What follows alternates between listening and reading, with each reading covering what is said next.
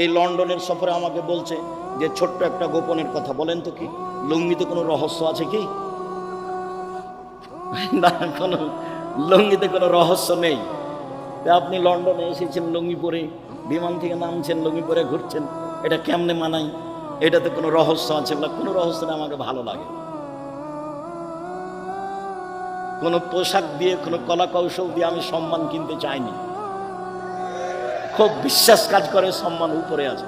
বিশ্বাস করেন, বুদ্ধি দিয়ে যদি রুজি হতো, আমি আব্দুর রাজ্জাক বিন ইউসুফ রুজি পেতাম না। রুজি বুদ্ধি দিয়ে হয় না, উপরে যেভাবে ফয়সালা করে রেখেছে সেভাবে রুজি হয়, এটা আমি বিশ্বাস করি।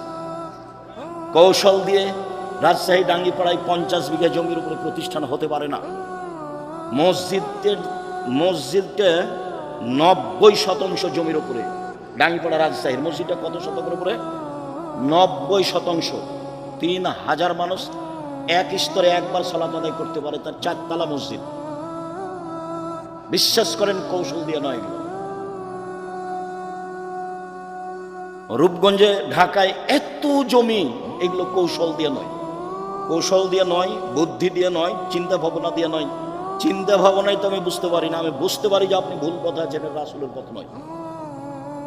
আমাকে বলছে সুলতানগঞ্জে আমার প্রায় 8 বছর 9 বছরের সিনিয়র, যখন আমরা নাচলে পড়তে গেলাম তখন ওরা পড়া শেষ করলেন।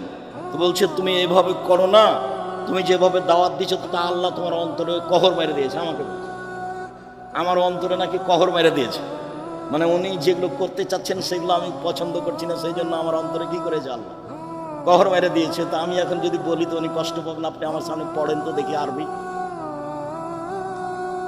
আপনি যে বললেন যে আমার অন্তরে কহর মেরে দিয়েছে, তো আমি আর এটা বললাম না ভাইজান, আল্লাহ যেন কহরটা দূর করে দেয়। মাওলানা আহমদুল্লাহ খুব বড় আলেম, বুখারি পড়া, হয়তো মারা গেছেন। ইন্ডিয়ার মানুষ, চাঁপাইনবাবগঞ্জে বাড়ি ছিল। তো দেখতে গেছি শেষের কালে, তো বলছে আমি আব্দুর রাজ্জাক বিন ইউসুফ আপনাকে দেখতে এসেছি। কোন আব্দুর রাজ্জাক? কোন আব্দুর রাজ্জাক? যে জাল জয়ীফ হাদিস লেখে, যে জাল জয়ীফ হাদিস লেখে। জি। তো হাদিস আবার জাল জয়ীফ হয় নাকি? হাদিস আবার জাল জয়ীফ হয় নাকি? হাদিস সব সহি, হাদিস সব সহি। তারপর তো আচ্ছা ঠিক আছে হলো, তো আপনি একটু আমাদের জন্য দোয়া করবেন। কি দোয়া করবো? দোয়া তো তোমরা তুলে দিয়েছো। কি দোয়া করবো? দোয়া তো তোমরা তুলে দিয়েছো। তখন আমি বলছি তাহলে হেদায়েতের দোয়া করেন। হ্যাঁ হ্যাঁ, হেদায়েতের দোয়া করা যাবে, আল্লাহ তোমাদের হেদায়েত করুন, আল্লাহ। এখন কহর মেরে দিয়েছে, মুখের কথা উনি বললেন, কি করার আছে?